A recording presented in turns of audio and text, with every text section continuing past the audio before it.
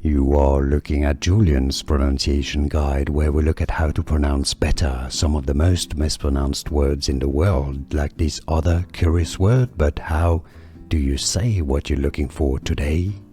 Let's learn how to pronounce the name of this famous fault in California, in particular, that goes through San Francisco, San Bernardino, and quite a few other places. If you want to learn more names of famous places in Cali, stay tuned. I've got more videos for you you'll want to listen to, learn from.